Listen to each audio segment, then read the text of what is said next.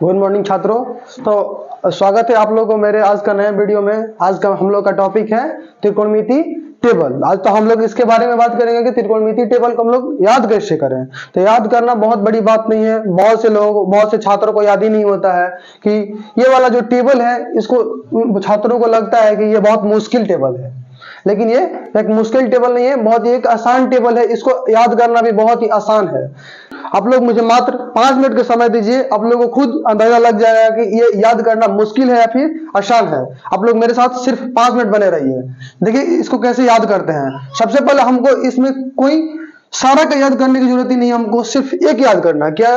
वो भी साइन का। सिर्फ एक साइन का याद कर लेते हैं, हमारा बाकी का जो है वो सारा ऑटोमेटिक यानी कि खुद ब खुद याद हो जाएगा। देखिए कैसे याद होता है।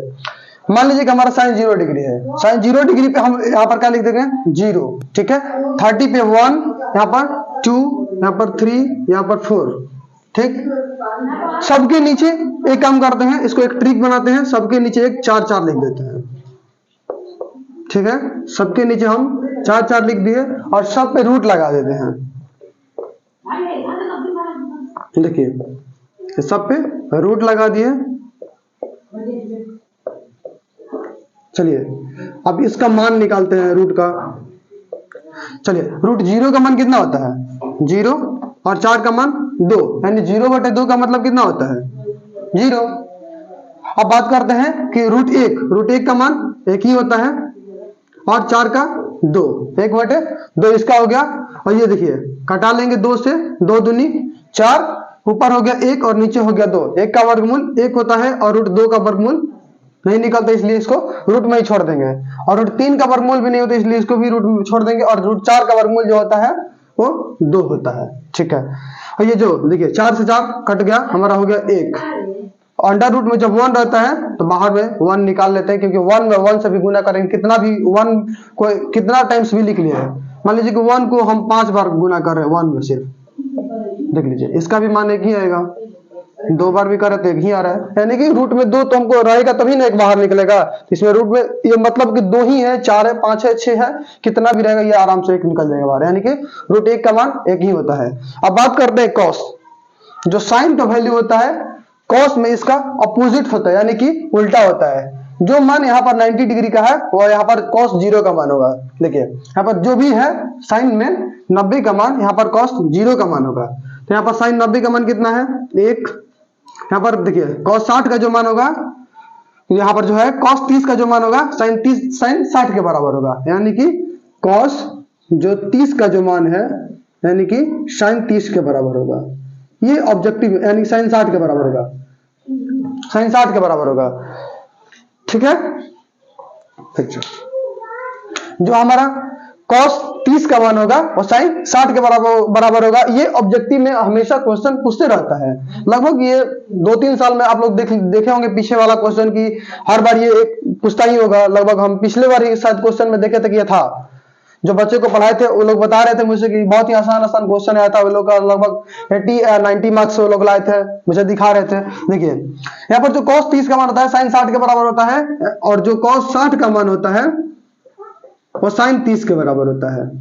देख लीजिए आप यहाँ पर ही देख सकते हैं कि जो यहाँ पर cos 30 का जो मान है साइन 60 के बराबर, यानी कि रूट 3/2, और इसके नीचे क्या है जो है वही लिख देंगे।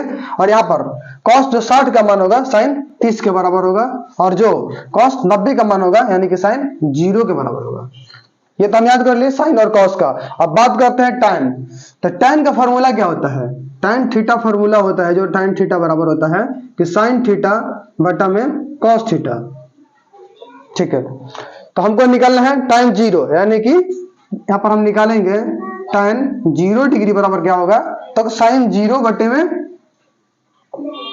cos 0। तो साइन 0 का मान कितना है? 0 है, और cos 0 का मान 1। 0/1 के मतलब 0, 0/1 के मतलब 0। ठीक है। अब हमको देखने पे यहाँ पर क्या मिल रहा है कि साइन का जो मान है ऊपर रहेगा और cos का जो मान होगा नीचे होगा।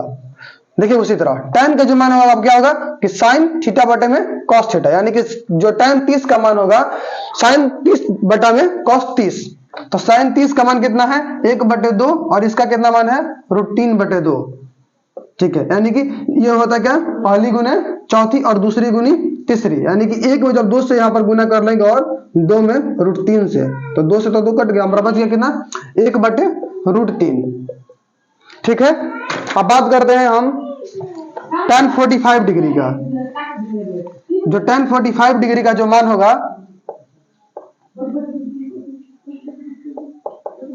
वो होगा sin 45 बटे में cos 45।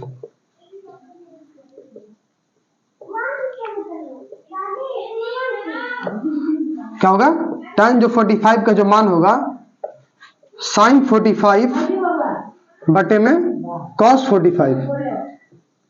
ठीक है, तो हमारा यहाँ पर देख लीजिए कि जो sin 45 का मान है 1/√2, इसके भी नीचे है 1/√2, यानी कि हमारा पूरी तरह से क्या होगा, ये से ये कट गया और ये से ये कट गया, कट का मान कितना आ गया, 1। अब यहाँ पर हम निकालेंगे tan 60 का जो मान होगा sin 60 बटे में cos 60, यानी 2 से 2 कट गया, हमारा बच गया √3/1, तो नीचे 1 नहीं लिखते इसलिए यहाँ पर क्या लिखेंगे, √3। अब बचा हमारा क्या, tan 90 डिग्री का जो मान, तो जो tan 90 का मान होगा क्या होगा, यानी कि sin 90 बटे में cos 90, 1/0। यहाँ पर देखिए 0 बटे जब 1 रहता है तो 0 होता है, लेकिन जब वही अंक ऊपर चला जाए और 0 नीचे आ जाए, इसका मतलब क्या हो जाता है, अपरिभाषित हो जाता है। तो इसलिए यहाँ पर क्या लिखेंगे, 1/0 का मतलब अपरिभाषित। देखिए हम tan का मान निकाल लिए, अब जो tan का मान होगा वही कॉट में आके क्या हो जाएगा, अपोजिट हो जाएगा, यानी कि इस साइड से हम यहाँ से लिखना प्रारंभ करेंगे, यानी कि वो वाला पहले लिखेंगे, फिर इसके बाद ये वाला, फिर इसके बाद ये, और इसके बाद 1/√3 और इसके बाद 0।